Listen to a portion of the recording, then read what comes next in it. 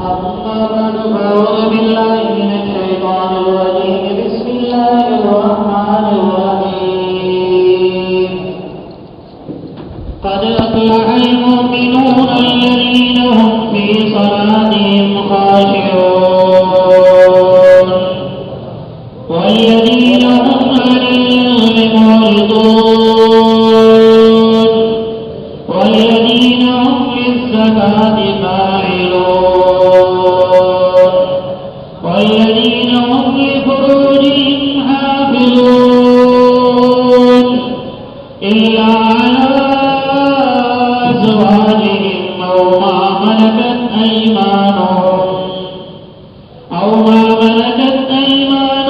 فإنهم غير ملومين فمن ابتغى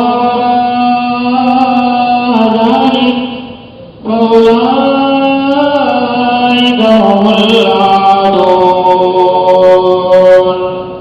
صدق الله العلي العظيم وصدق رسوله النبي الكريم ونحن على ذلك لمن الشاهدين والشاكرين والحمد لله رب العالمين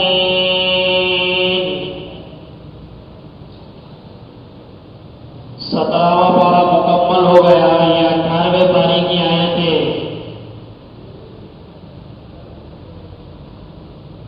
जनाब मोहम्मद रसूलुल्लाह सल्लल्लाहु अलैहि वसल्लम सफर में चल रहे थे।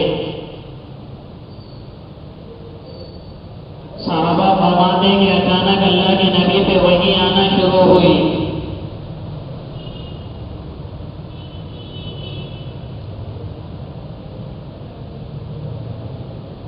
तो अल्लाह के नबी का ये मामूल था कि जब भी वही आती वही उतरती अल्लाह के नबी पर तो आपकी पेशानी पे पसीना आना शुरू हो जाता था।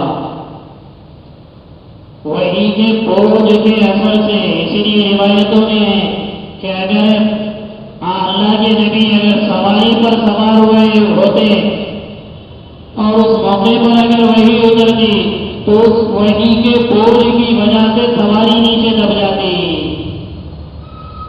इसलिए हजरत सईद इब्न साबित रज़ियल्लाहु तआला अन्हु फरमाते एक मर्तबा अल्लाह के नबी का सर मेरे रान पर रखा हुआ था और उतने भी अल्लाह की वही उतरी।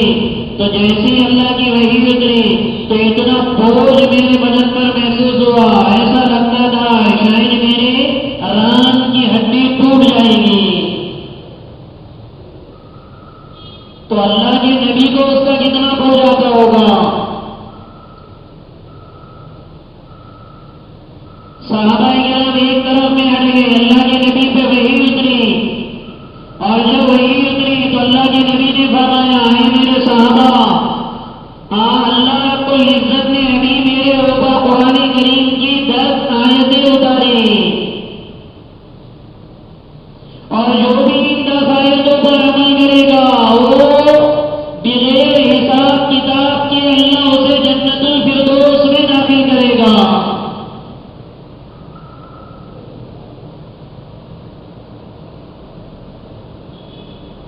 और वो 10 आयतें ये 98वें पारी की पहली आयतें قد أفلح المؤمنون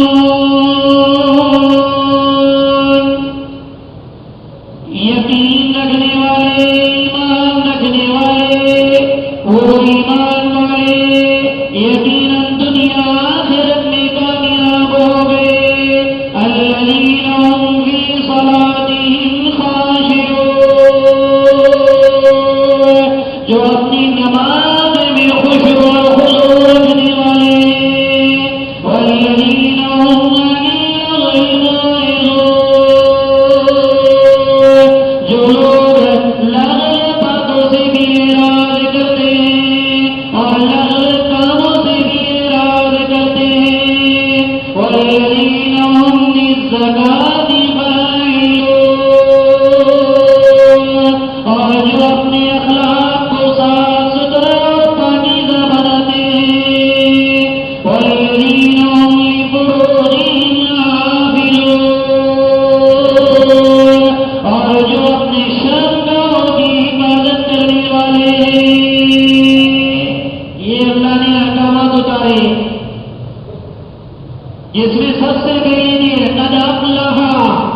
फलाह उस कामयाबी को कहते हैं जो दुनिया में भी सुकून दे और आखिरत में भी सुकून दे। मोहसिन कहता है ना, हैया अलल, अरे क्या कहता है, हैया अलल फलाह, चलो जिसकी तरफ। तो फलाह ऐसी कामयाबी को कहते हैं जो दुनिया में भी सुकून दे और आखिरत में भी सुकून दे। गोया अल्लाह यहाँ पे कहे जिन्हें दुनिया का भी सुकून चाहिए, आखिरत का भी सुकून चाहिए, वो आगे आने वाले काम करे, जिसमें सबसे पहली चीज अल-मोमिनून, सबसे पहली चीज ईमान लाने वाले। इसलिए अल्लाह का शुक्र अदा करे कि अल्लाह ने हम सबको ईमान दिया है, वरना जिनके दिलों में ईमान नहीं है जाहिरन तो कारों में नजर आएंगे, पलक रोज इमारतों में होंगे, चलने में उनके नीचे मखमल होंगे, खाएंगे तो मुसल्लम होंगे, दुनिया की अरबाब ऐश हो गए, लेकिन उन सब के दिनों में सुकून चैन इत्मीनान नहीं होगा, क्योंकि ईमान से महरूम है। आप देख लो जिंदगी बेईमानों की, अरे कोई मुसलमान ही अगर कोई गुनहगार है, बेईमान नहीं, कोई मुसलमान ही अगर गुनहगार है तो बेचैन उसकी जिंदगी होती है, अच्छे लोगों से दूर भागेगा, अच्छी मजलिसों में घबराहट होगी। इसलिए देखो जो मुसलमानों में गुनहगार है, जब उनकी जिंदगी अजीरत बन जाती है, तो जो जिनके पास ईमान ही नहीं है, वो बड़े शिर्क में जो लोग जिंदगी गुजारे, तो फिर उनके दिल में सुकून चैन कहां से आएगा। इसलिए जो बेईमानों को अल्लाह दुनिया देता है नाराज होकर, तो उन पर नलचाई निगाह नहीं डालना। अगर उनको ईमान मिला है और झोपड़ी मिली है, एक को ईमान नहीं मिला और बिल्डिंग मिली है, तो अल्लाह का शुक्र अदा करे। इसलिए बुनियादी चीज फलाह की, सुकून और चैन और इत्मीनान की पहली चीज ईमान है। और जिनका ईमान जितनी आला सतह का होगा, तो उनकी कैफियत नमाजों में क्या होगी, अल्लज़ीना हुम फी सलातिहिम खाशिऊन, वो अपनी नमाजों में खुशू खुजू करने वाले होंगे। इसलिए अल्लाह के नबी ने एक आदमी को देखा नमाज में अपनी दाढ़ी को खुजला वाला, अल्लाह के नबी ने फरमाया लौ खशा कल्बुहा लखशअत जवारिहु, अगर इसके दिल में खुश होता तो इसके आधा भी इत्मीनान होता।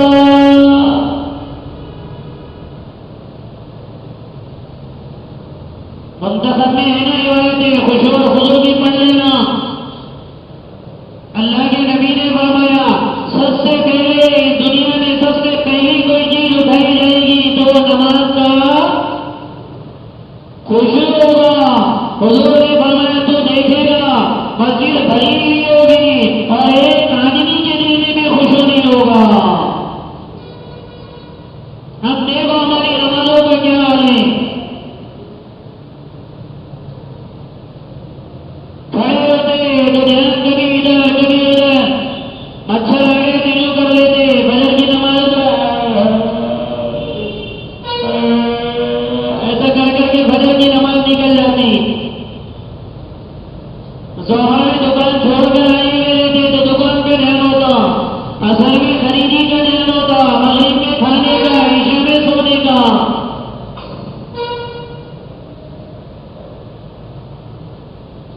अल्लाह कह रहे सुकून चैन इत्मीनान दुनिया आखिरत का होना। तो दूसरी सिफत क्या है, नमाज का खुशू, सिर्फ नमाज नहीं, वरना कितने मुसलमान हैं नमाज पढ़ के भी परेशान नजर आते हैं। अरे मस्जिद में आने के बाद देखो मस्जिद से बाहर निकलते थे यूं यूं यूं यूं यूं ऐसा भागते हुए जाते हैं तो पता नहीं कहाँ जा रहे। हालांकि नमाज पढ़े तो इत्मीनान आएगा, तो फिर ये नमाज में सुकून क्यों नहीं आता? इसलिए अल्लामा इब्नुल क़य्यिम जौज़ी रहमतुल्लाह अलैह ने नमाजियों की 5 किस्में बयान की है। ये ध्यान से सुनना भाई, हमारे तफसीर में आने वाले साथी, कल भी सुनूंगा मैं ये 5 किस्में।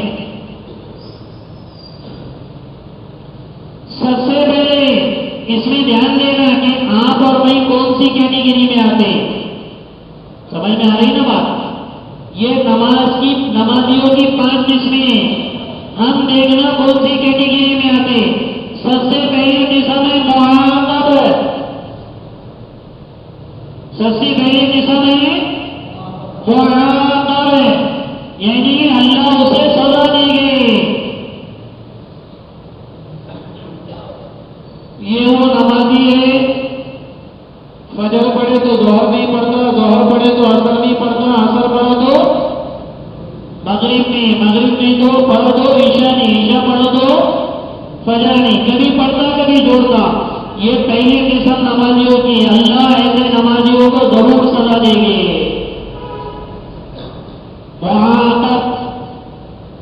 दूसरी किस्म है मुआतब। दूसरी किस्म क्या है? मुआतब, यानी अल्लाह डांटेंगे, सजा नहीं दे सकते। ये वो नमाजी है जो 5 वक्त का पक्का नमाजी है, लेकिन पूरी नमाज में ध्यान मस्जिद से बाहर है। नमाज एक नहीं छोड़ता, नमाज ना फजर ना ज़ोहर ना असर ना एक नमाज नहीं छोड़ेगा, लेकिन नमाज में रहकर नमाज से गाफिल रहता है। तो ये मुआतब है, अल्लाह इसको सजा भी दे सकते हैं और माफ भी कर सकते हैं। कितने किस्म हुई? कौन कौन सी? मुआक़ब किसको बोलते? जो कभी नमाज पढ़ता है और कभी छोड़ देगा, उसको क्या करेंगे? अल्लाह सजा यकीनन देंगे। दूसरी किस्म कौन सी है? मुआक़ब है जो 5 वक्त का पक्का नमाजी है, नमाज नहीं छोड़ती, लेकिन नमाज में आएगा, नमाज से गाफिल रहता है, तो ऐसे को सजा भी दे सकते। और तीसरे किस्म का नमाजी है माफ़ूज़ अन्हु, अल्लाह उसे माफ कर देंगे, यानी सजा नहीं देंगे। ये वो नमाजी है जिसका ध्यान नमाज में भी रहता, नमाज से बाहर। 5 वक्त का पक्का नमाजी है, लेकिन कभी अंदर ध्यान, कभी बाहर, कभी अंदर कभी बाहर। यानी रुकू में आया तो सजदे में चला जाता, सजदे में आया तो कायदे में चला जाता, यानी थोड़ी देर आता थोड़ी देर जाता, थोड़ी देर आता थोड़ी देर जाता। ये तीसरे किस्म का नमाजी है माफ़ूज़ अन्हु, अल्लाह उसे माफ कर देंगे। अभी नमाज पर अजर मिलेगा नहीं मिलेगा अभी शुरू नहीं हुआ। नमाज का असर अभी जाहिर नहीं हुआ। कितनी किस्म हो गई? पहले किस्म को सजा मिलेगी, दूसरी किस्म को सजा मिल भी सकती और नहीं भी मिल सकती, तीसरे किस्म के नमाजी को माफ कर देंगे। अब चौथे किस्म का जो नमाजी है, जहां से नमाज का सवाब शुरू होता है, चौथे किस्म का नमाजी जहां से नमाज का सवाब असरात बरकतें शुरू होती है, ये वो नमाजी है कि जब वो अल्लाहु अकबर कहता है और सलाम फेरने तक सिर्फ वो ये सोचता है कि अल्लाह मुझे देख रहा है और पूरा ध्यान उसका नमाज में रहता है, तो ये वो नमाज है, यहां से अब अजर मिलना शुरू होता है। उसको कहते माजूर, उसको क्या कहते हैं? यहां से नमाज का सवाब शुरू होता है। और 5वें किस्म का नमाजी है महबूब, कि जब वो नमाज के लिए हाथ उठाता है तो नमाज उसकी आंखों की ठंडक बन जाती है। फिर पीठ में खंजर भी कोई घोंप दे तो उसे महसूस नहीं होता है मैं अल्लाह के सामने खड़ा हूं। नमाज उसके आंखों की ठंडक बन जाती है। ये कितने नमाजियों के किस्में हैं? इसमें से कौन से जिस्म में अपने गिरबान में ढाक के देखो। कभी नमाज पढ़ते, कभी नमाज छोड़ देते, अल्लाह सजा देंगे। नमाज तो 5 वक्त की पढ़ते, एक भी नहीं छूटती, एक भी नहीं छूटती, 5 वक्त। लेकिन नमाज से गाफिल, अल्लाह सजा भी दे सकते हैं और छोड़ भी सकते। और तीसरे जिस्म का नमाजी, जिसका ध्यान कभी नमाज पक्का है, कभी ध्यान रहता है, कभी चला जाता, कभी ध्यान रहता है, कभी चला जाता। ये कौन से जिस्म का है? तीसरे जिस्म का नमाजी है। कितने जिस्म का? तीसरे जिस्म का नमाजी है, जो कभी मुकम्मल उसका ध्यान नहीं रहता, कभी नहीं। तीसरे जिस्म का नमाजी मुकम्मल ध्यान वाला है। तो अल्लाह क्या करेंगे? अल्लाह क्या करेंगे? ये माफ कर देंगे। और छोटे जिस्म का नमाजी कि जब वो अल्लाह अकबर कहता तो अल्लाह अकबर से सलाम फेर लेता, यही तस्वीर करता है कि अल्लाह मुझे देख रहा है। और 5वें जिस्म का यहां से नमाज का अजर शुरू होता है, यहां से नमाज का अजर शुरू होता है, असर शुरू होता है, नमाज की बरकतें शुरू होती है। और 5वें जिस्म का नमाजी है, और वो 5वें जिस्म का नमाजी जब वो नमाज के लिए नियत बांधता है तो नमाज उसकी आंखों की ठंडक बन जाती है। अब मुसलमानों को तसव्वुर करें, आप भी अपने देखेंगे कि कौन से जिस्म का नमाजी है। पहले जिस्म का, दूसरी, ये 3 जिस्मों का तो सवाल ही पैदा नहीं होता, यहाँ से अजर शुरू ही नहीं होता। और दोस्तों को शैतान 3 थपथपाता था, अल्लाह गफूर रहीम है, गफूर रहीम तो पहले ही कह हुआ बे, अल्लाह गफूर रहीम है तो भरत कह हुआ बे, मर जाता था वाले होने से पहले, सारा दुनिया के सीधा करने का। और फिर अल्लाह रज़्ज़ाक़ नहीं है ना, अल्लाह रज़्ज़ाक़ नहीं है, नौज़ुबिल्लाह। अरे रिज़्क़ देने वाला है कि नहीं अल्लाह, तो फिर कमाते काहे को? इसमें कोई है ऐसा जो कमाता नहीं है, उसके गुलवी नीचे पैसे आते? अरे भाई है कोई? लेकिन रज़्ज़ाक़ अल्लाह ही देने वाला है, लेकिन आदमी कमाता है। लेकिन गुनाह करने में शैतान क्या कहता है? अल्लाह माफ करने वाले है। इसलिए कामयाबी अगर आप चाहते हैं दुनिया आखिरत की, तो नमाज में खुशू लाना जरूरी है, वरना नमाज में खुशू नहीं होगा तो नमाज काले कपड़े में लपेट कर मुंह पे फेंक दी जाएगी। इससे पहले भी ये बात आपको बताएगी, ये जुल्म की तारें जुड़ी हुई रहती है। नमाज हम पढ़ते हैं तो नमाज पे जुल्म होता, नमाज बद्दुआ करती है, हम दुआ करते तो अल्लाह नमाज की बद्दुआ कबूल करते। अल्लाह जैसे इसने हमको दाई किया तो इसको दाई कर दे। तो अल्लाह नमाज की बद्दुआ कबूल करेगा या हमारी दुआ कबूल करेगा? दिल उठाया है, इसलिए नमाज को पढ़ना है, उसको सीखना है। सहाबा किराम की वाक़ियात देखें, दिल उठाया है, दोनों की हाथ की ड्यूटी लगी, एक आराम की और दूसरे ने नमाज की। जो आराम करेगी एक दुश्मन का तीर आराम में रखेगा,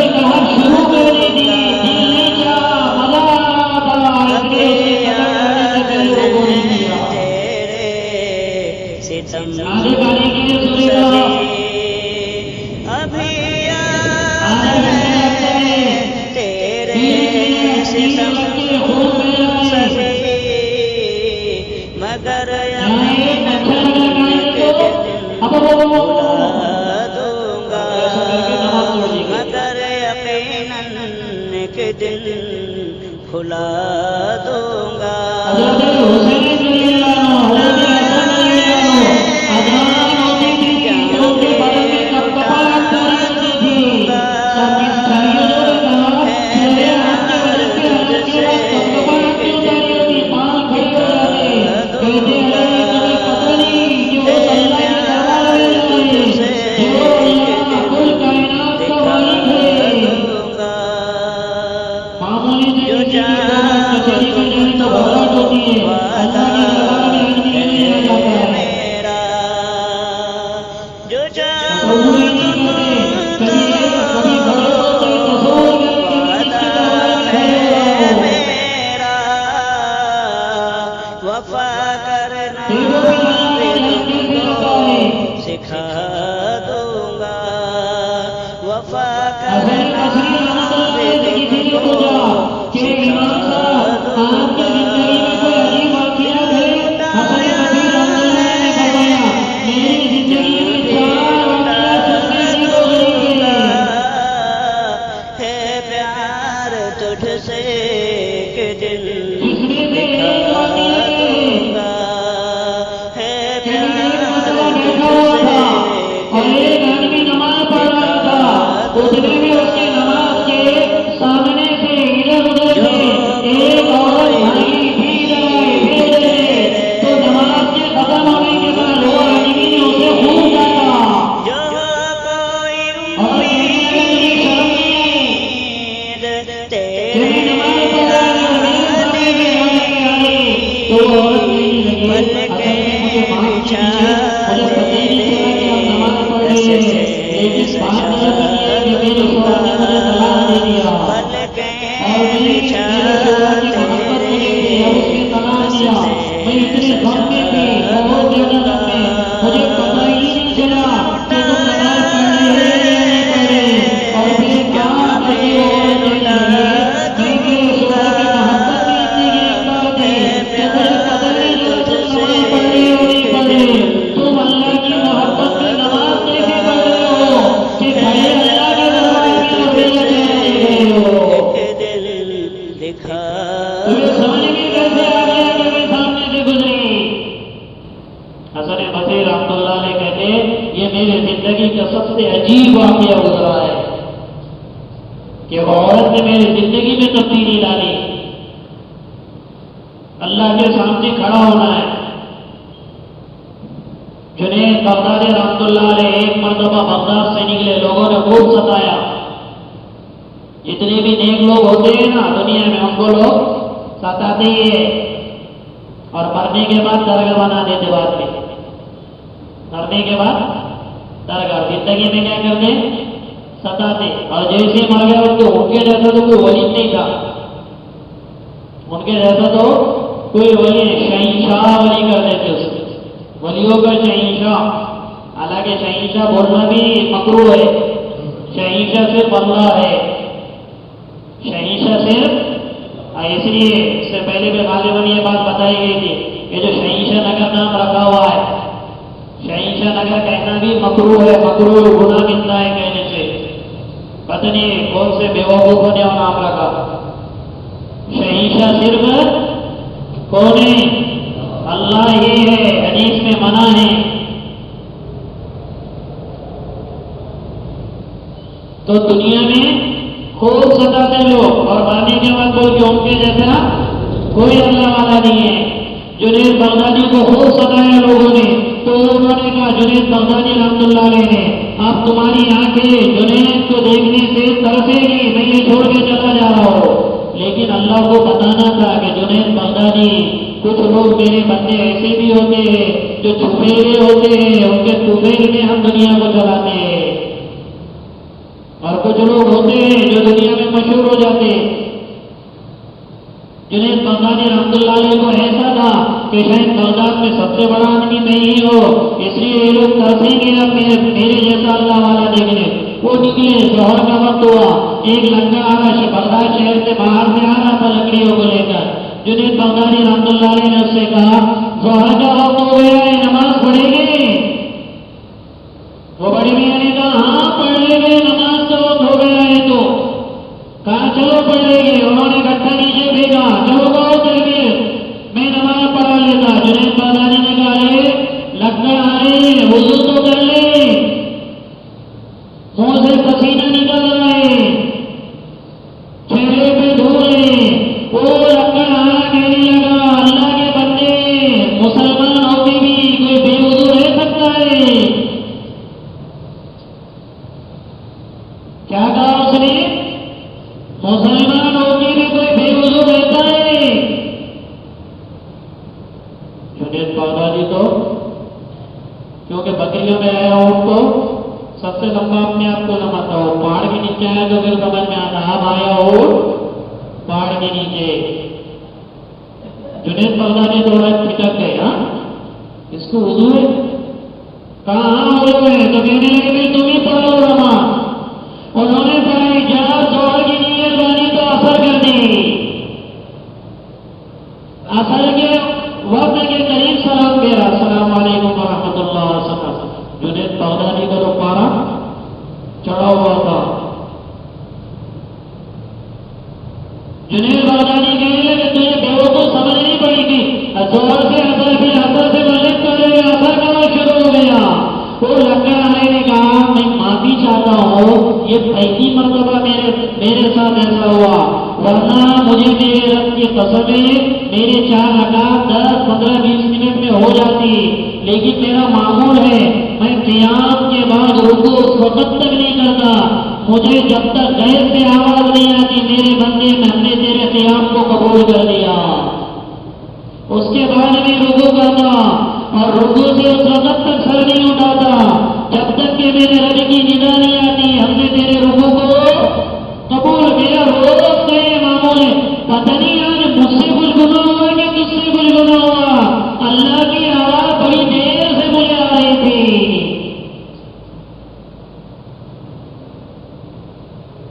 जुनैद बागदादी रहमतुल्लाह अलैह के तो पूरे स्क्रू फिट हो गए कि बागदाद में सिर्फ मैं अल्लाह वाला नहीं है, बहुत से चुप और रुस्तुम भी रहते हैं।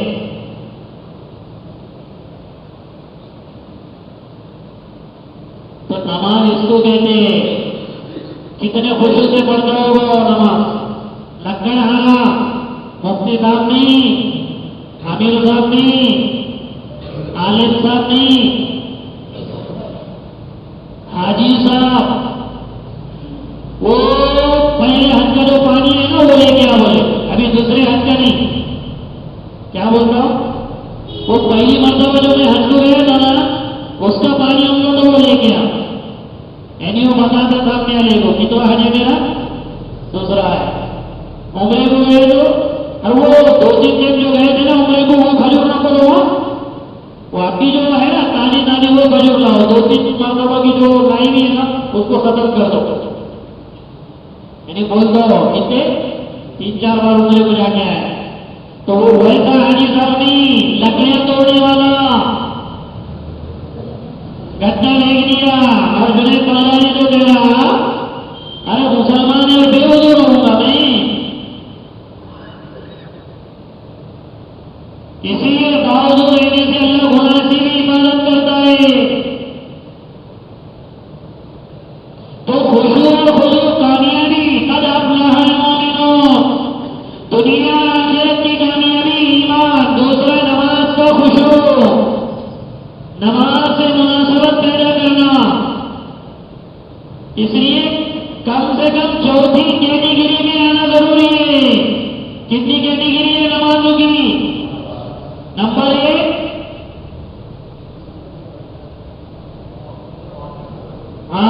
मुराकब। नंबर 1 कौन से नमाजी को बोलते? जो कभी नमाज को छोड़ता कभी पढ़ता तो उसको क्या है? डंडे। नंबर 2 मुराकब, क्या शरीफ में बोल रहे थे? मुराकब कौन सा नमाजी है? 5 वक्त तो पढ़ता है लेकिन ध्यान बाहर रहता, उसके बारे में क्या हुक्म है? सजा भी हो सकती हो, माफ भी किया जा सकता।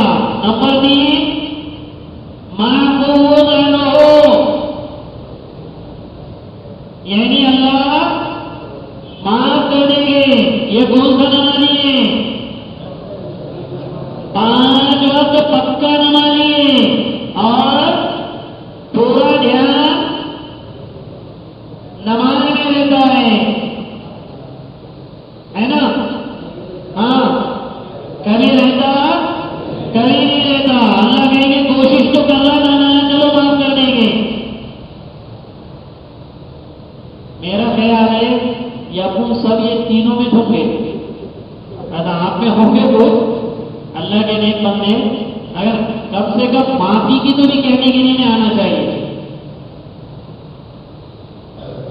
और चौथे किस्म का नमाजी माजूर, यहां से अल्लाह अजर दे दे। नमाज के असरा 2 रकात में मसले का हल जो है ना वो यहां से कि अल्लाह अकबर कहते हैं तो सलाम फेरने तक अल्लाह मुझे देख रहा है। इसीलिए जिब्रील वाली हदीस में अंतअबुदल्लाह कअन्नका तराह फइन लम तकुन तराहु फइन्नहु यराक। तो अल्लाह की इबादत ऐसी कर गोया तो अल्लाह को देख रहा है। अगर इतनी कैफियत नहीं बन सकती तो कम से कम इतनी कैफियत बना ले कि अल्लाह तुझे देख रहा है। कम से कम ये कैफियत बन जाए कि अल्लाह मुझे देख रहा है। ये नमाज की डोरी कैटेगरी है। इसलिए नमाज का खुशू हर हाल में हुजूर ने फरमाया तू देखेगा मस्जिद भरी हुई होगी और एक भी उसमें खुशू वाला नहीं होगा। इसलिए जमात में भी निकल रहे, अपने मकाम पे भी रहेगा, नमाजें लंबी लंबी इत्मीनान से पढ़ने की आदत डालनी है। नमाजों से मसलों का हल निकालना है, वरना नमाजें कितनी भी पढ़ेंगे, कितने लोग दुआएं करते हैं, नमाजें देख लो ये कैटेगरी में। आप जब भी आप खड़े होंगे ना अल्लाहु अकबर कहेंगे, खड़े होने से पहले ये 5 किस्म याद रहेगी नहीं रहेगी? अरे रहेगी या नहीं रहेगी? फिर उसमें तसव्वुर करना भी कौन सी कैटेगरी में आना चाहता। हजरत थानवी रहमतुल्लाह अलैह ने फरमाया कि सूरह फातिहा पढ़े उसकी तरफ ध्यान दे दो, सूरत पढ़े उसकी तरफ ध्यान दे दो, सुबहान रब्बियल अज़ीम पढ़े उसकी तरफ ध्यान दो, सुबहान रब्बियल आला पढ़े उसकी तरफ ध्यान देना भी है खुशबू है। 2 सिफत, तीसरी सिफत वल्लज़ीना